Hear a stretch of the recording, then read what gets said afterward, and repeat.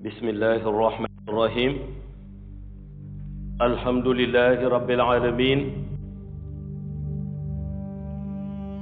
بسم الله الرحمن الرحيم Assalamu alaikum. Bonjour à tous. Nous allons faire la traduction du bayan de Moulay Sayyid El-Hajj Mohamed El-Cheikh de ce vendredi 15 août 2025. Plaidoyer pour une société musulmane unie. Rendre grâce à Allah Ta'ala n'est pas seulement un acte de reconnaissance, mais un rappel constant de la mission fondamentale qui incombe aux humains comme aux djinns. En effet, notre présence sur cette terre n'a d'autre finalité que de reconnaître Allah, de l'adorer et de conformer notre existence à sa guidance. Allah Ta'ala l'a clairement affirmé dans le Coran. وَمَا خَلَقْتُ الْجِنِّ وَالْإِنسِ إِلَّا لِيَعْبُدُونَ. Je n'ai créé les djinns et les hommes que pour qu'ils m'adorent. Surah Al-Dhariyat, verset 56. De même, nous adressons notre salutation, nos ziyara et notre gratitude au prophète Muhammad sallallahu alayhi wa sallam, le Nabiyul Ummi, c'est-à-dire le prophète illettré, qui n'avait pas besoin d'apprendre à lire ou à écrire auprès des hommes, car la science lui fut directement transmise par Allah subhanahu wa ta'ala. Son rôle fut de transmettre fidèlement sans altération ni ajout les directives divines.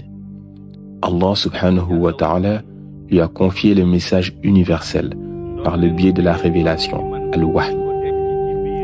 Ainsi, c'est Allah subhanahu wa ta'ala lui-même qui l'instruisit à travers le Coran, comme le rappellent les premiers versets révélés. Iqra bismi rabbika allazi khalaq, khalaqal insana min alaq. Lis au nom de ton Seigneur qui a créé l'homme d'une adhérence. Surat Al-Alaq, versets 1 jusqu'à 2. Ainsi, toute la mission prophétique du messager d'Allah se résume à éclairer l'humanité par la lumière de la révélation et à guider les hommes vers l'adoration pure d'Allah, seul créateur et seul digne d'adoration. À travers ce lien privilégié qu'il a établi avec le prophète Muhammad sallallahu alayhi wa sallam, Allah a également placé une énigme devant les hommes, une interrogation profonde qui les dépasse. Ceux qui possèdent la science, d'où vient-elle réellement? Ceux qui ont appris, où ont-ils puisé ce savoir? Ceux qui ont été honorés d'un privilège, qui leur en a octroyé la grâce? Ainsi, Allah rappelle que toute connaissance, toute vérité et toute réalité proviennent exclusivement de sa source infinie. Même ce que l'homme croit avoir découvert par son intelligence ou son expérience n'est en réalité qu'un dépôt accordé par Allah Ta'ala. C'est dans ce cadre que se comprend la mission du prophète Mohammed, paix et salut sur lui. Lui qui était illettré aux yeux du monde est pourtant venu avec une parole parfaitement maîtrisée, un discours d'une cohérence et d'une profondeur inégalée. Son apprentissage ne s'est pas fait auprès des hommes, mais auprès d'Allah lui-même à travers la révélation. C'est pourquoi Allah affirme clairement dans le Coran que le prophète était ummi, illettré, afin de montrer que le Coran n'était pas l'œuvre d'un homme, mais bien la parole divine. Comment en effet concevoir qu'un homme illettré ait pu produire un livre d'une telle perfection linguistique, législative et spirituelle qui continue de défier les siècles? Certains de ses détracteurs prétendaient que le Coran n'était qu'une invention du prophète. Mais Allah leur réplique: comment un illettré aurait-il pu rédiger un tel chef-d'œuvre, porteur d'une science qui embrasse toutes les dimensions de l'existence? Leur objection s'effondre d'elle-même, car leur raisonnement ignore l'essentiel. Le Coran est la preuve éclatante que Muhammad sallallahu alayhi wa sallam est l'élu, guidé et façonné par la révélation divine. C'est ainsi qu'Allah subhanahu wa ta'ala les renvoie à l'essentiel de la mission humaine, qu'ils ont négligé et perdu. Croire à l'invisible, accomplir la prière et vivre selon la guidance révélée. Il le rappelle dans ces versets.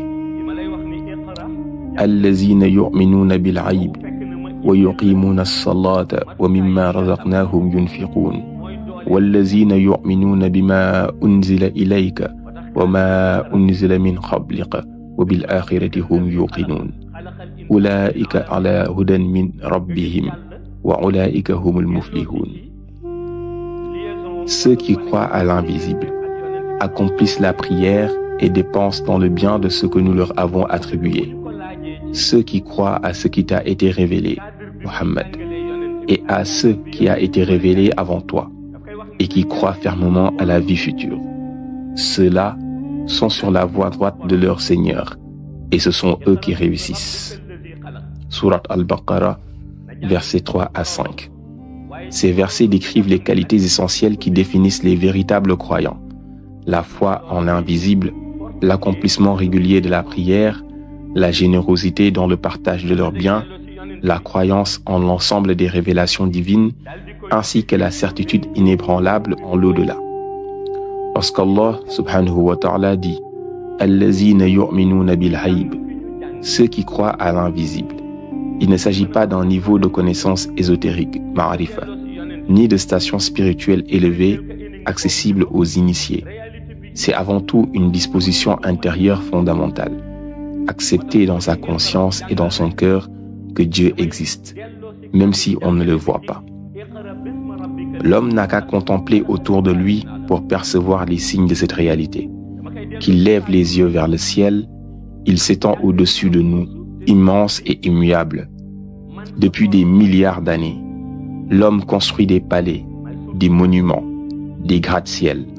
Mais tôt ou tard, tous finissent par s'effondrer ou disparaître.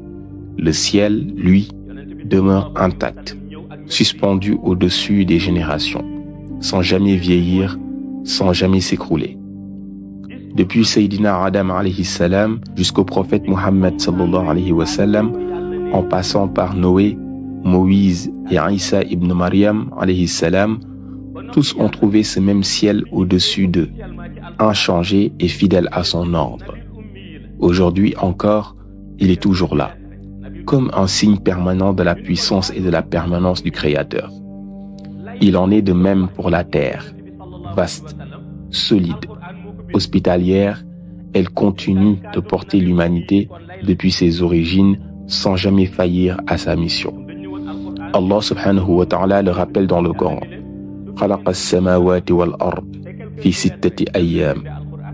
Allah a créé les cieux et la terre en 6 jours. Surat Al-A'raf, verset 54. Ainsi, croire en l'invisible, c'est reconnaître dans la permanence du ciel et de la terre le signe évident de l'existence et de la grandeur d'Allah. C'est cette conscience simple et profonde qui fonde la foi véritable. Allah rappelle avec force qu'il est l'unique créateur et le seul maître de l'ordre cosmique. L'alternance du jour et de la nuit, le mouvement du soleil et de la lune, la course des étoiles, tout est soumis à sa volonté absolue. Aucun élément de l'univers n'agit de manière autonome, car tout dépend entièrement de sa parole créatrice. Innama amruhu iza arada shay'an an yakula lahu kun fayakun. Il suffit qu'il décide d'une chose pour qu'il lui dise sois, et elle est. Surat Yasin, verset 82. Il convient également de préciser que lorsque le Coran parle de la création des cieux et de la terre en 6 jours, il ne s'agit pas de jours humains de 24 heures. Ce sont en réalité des périodes ou des étapes de création, car le temps n'a pas la même signification pour Allah que pour les créatures. Le Coran nous enseigne d'ailleurs qu'un jour auprès d'Allah équivaut à 1000 ans de ce que vous comptez. Surat Al-Hajj, verset 47. Or, l'homme dans sa condition fragile peine à atteindre un siècle de vie. Le prophète Muhammad sallallahu alayhi wa sallam a d'ailleurs enseigné que la durée de vie moyenne de sa communauté est de 63 ans, ce qui correspond précisément à l'âge qu'il a lui-même atteint. Tout ce qui dépasse cette limite est considéré comme un surplus, une faveur supplémentaire accordée par Allah Ta'ala. Cela contraste avec l'existence des prophètes des générations anciennes.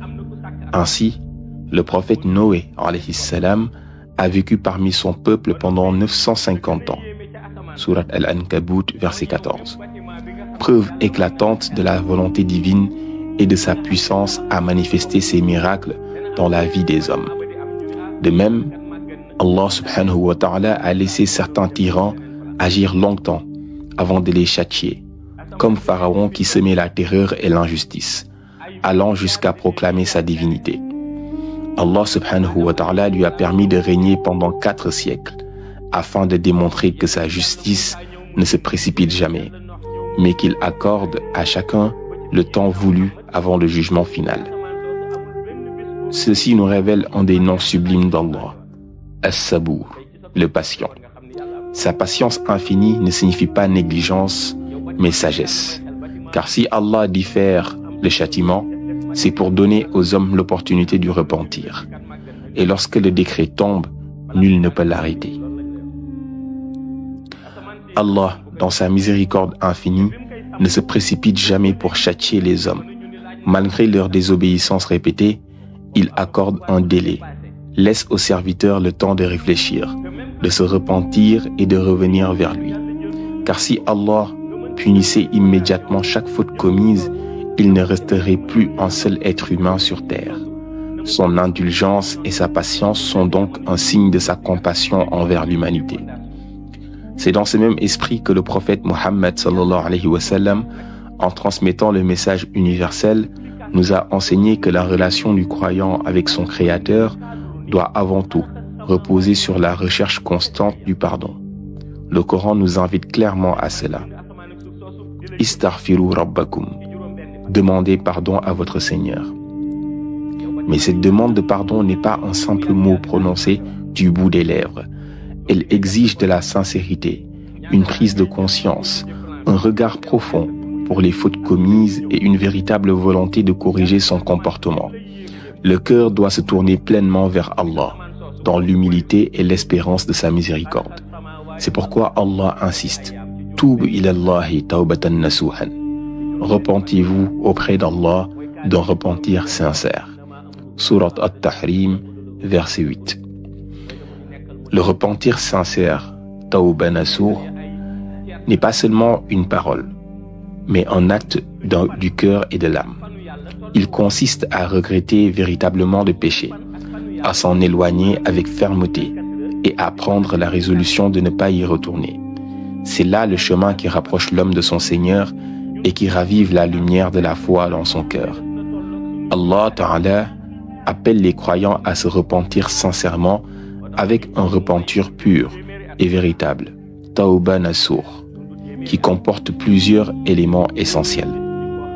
Un regret profond pour les fautes commises, l'arrêt immédiat de tout péché et la ferme résolution de ne jamais y revenir. Ce repentir sincère est la condition pour que le Seigneur efface les péchés passés et ouvre la porte du paradis. Ce lieu où, le jour du jugement, la lumière des croyants les guidera vers la sécurité et la félicité. Le prophète Mohammed sallallahu alayhi wa sallam a enseigné que l'un des plus grands dangers pour l'homme se situe dans sa relation avec ses voisins et son entourage proche. Même si Allah subhanahu wa ta'ala pardonne beaucoup de fautes, celles qui concernent le tort causé à autrui ne peuvent être effacées sans le pardon de la personne lésée. C'est pourquoi Jibril alayhi salam venait chaque semaine rappeler au prophète sallallahu alayhi wa sallam ses devoirs envers les voisins, soulignant l'importance capitale de cette responsabilité, à tel point que les compagnons furent un jour surpris et demandèrent: le prophète recevra-t-il un héritage ou de l'argent pour ses voisins?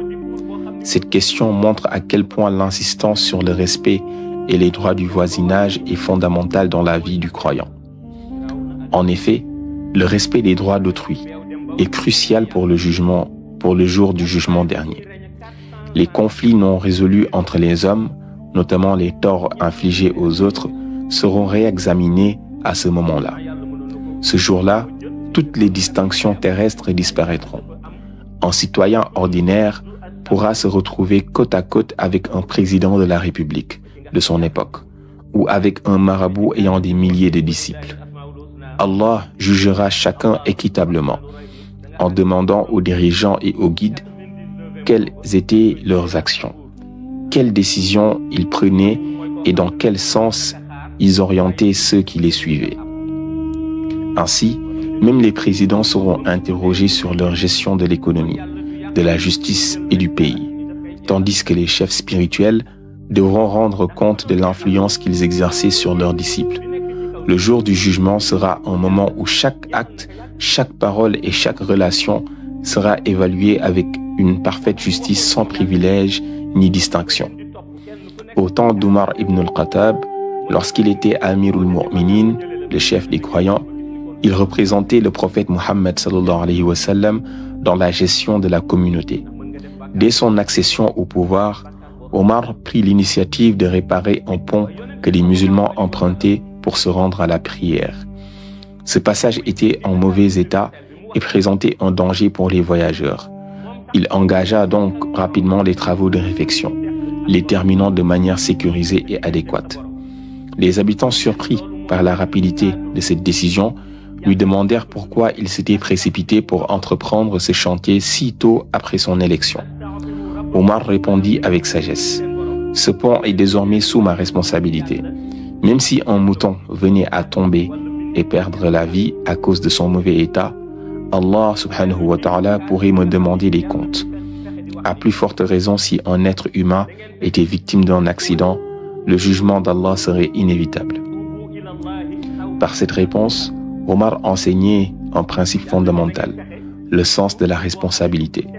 Chaque responsable, qu'il soit dirigeant ou simple citoyen, sera tenu de rendre compte de ses actions devant Allah.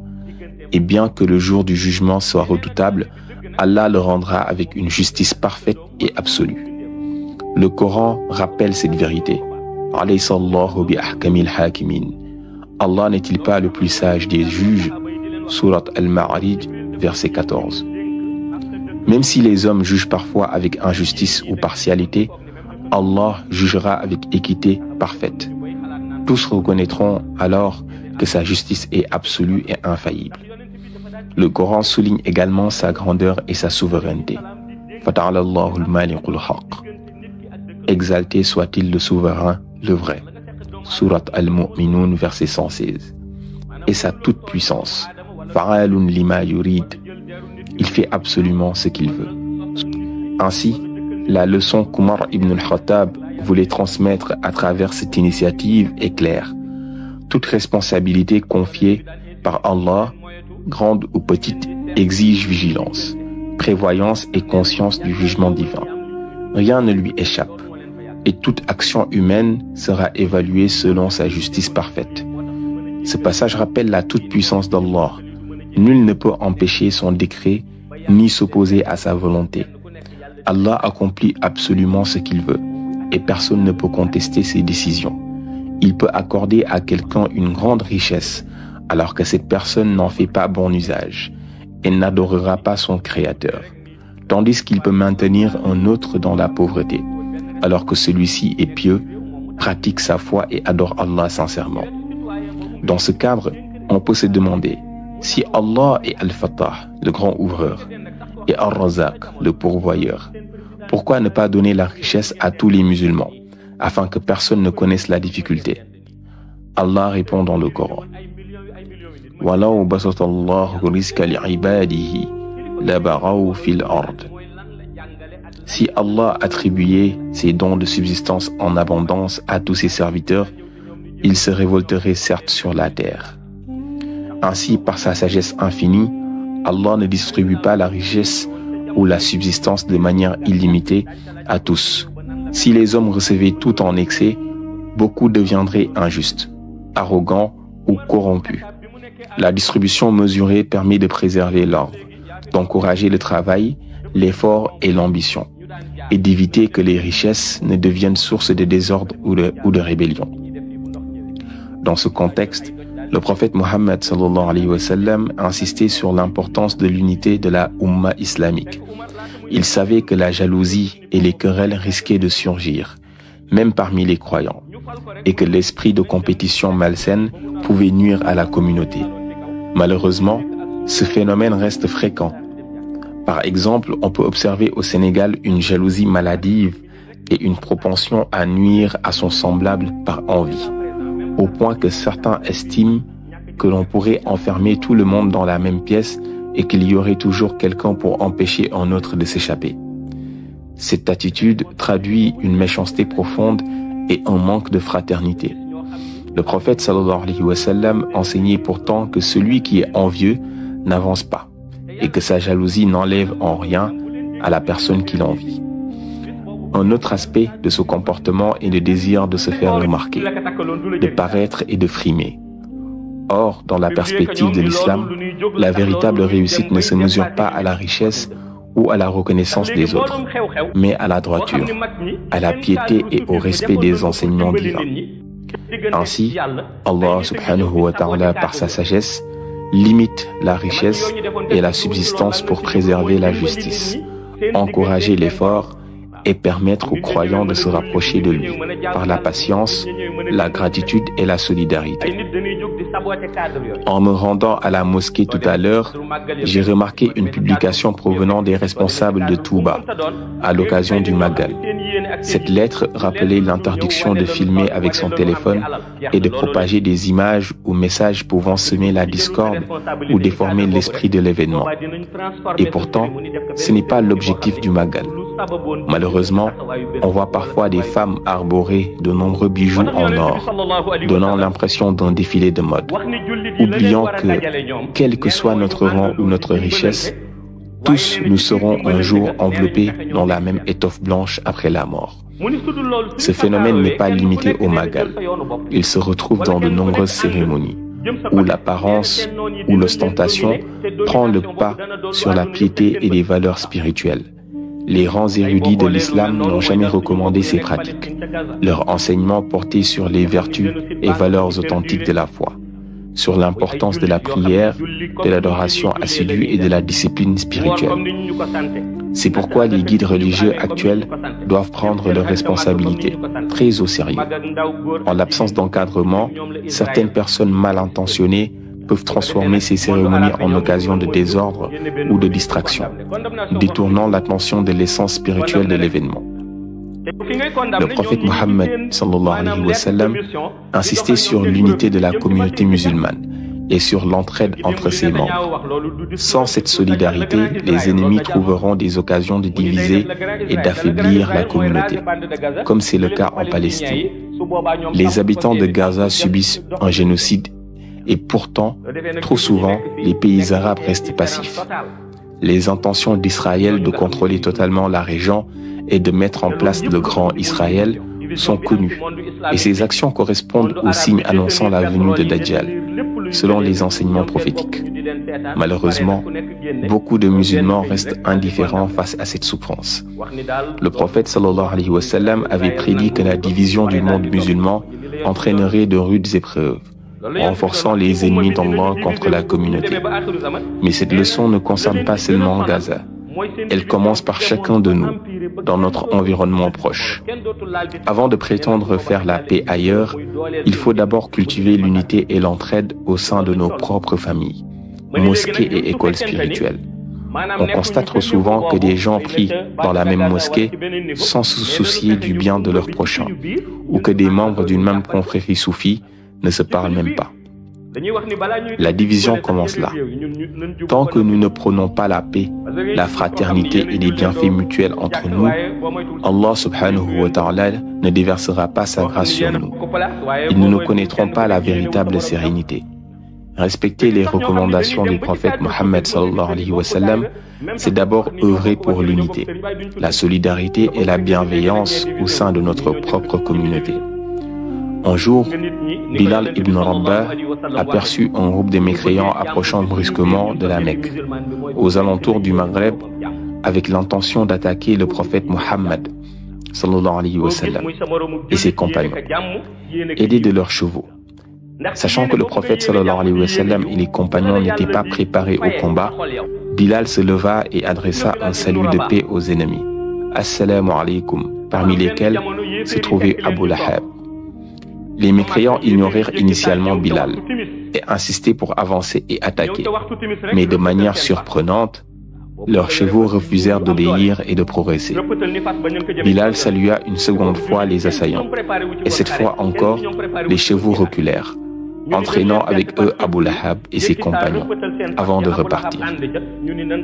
Les compagnons intrigués demandèrent au prophète sallallahu alayhi wa sallam quel était le secret de cette intervention miraculeuse de Bilal. Le prophète sallallahu alayhi wa sallam leur expliqua. Le secret résidait dans le salut de paix adressé par Bilal. En souhaitant sincèrement la paix à ses ennemis, Bilal avait fait appel à la miséricorde d'Allah, tandis que ceux qui refusaient la paix se retrouvèrent incapables de maîtriser leur monture. De cette histoire, nous tirons un enseignement précieux. Le musulman doit véritablement désirer la paix pour son prochain. Ce n'est pas suffisant de prononcer des paroles, il faut que le cœur et les actes reflètent cette intention. Comme le Coran le rappelle, « Innamal mu'minuna ikhwa » les croyants ne sont que des frères. Et encore, « Wa'tasimu biqablillahi jami'an wa la tafarraqu » et cramponnez-vous tous ensemble wa qablullah, la corde d'Allah, c'est-à-dire sa religion, le Coran et la Sunna, et ne vous divisez pas. Ces versets nous enseignent que la foi ne se limite pas à de simples paroles. Elle doit se traduire par des actes qui fortifient notre cœur et notre cohésion. Dans ce sens, le prophète Ibrahim alayhi salam enseignait que la plus belle qualité d'un musulman réside dans la pureté de son cœur, car c'est avec un cœur sincère et pur que l'on se rapproche véritablement d'Allah et que nos actions acquièrent leur véritable valeur. Qu'Allah nous accorde des cœurs purs et nous maintienne sur le sirat al-mustaqim. Sirat al-lazina an'amta alayhim, ghayril maghdubi alayhim wa laddallin. Amin. Assalamu alaykum wa rahmatullahi ta'ala wa barakatuh. Assalamu alaykum wa rahmatullahi ta'ala wa barakatuh.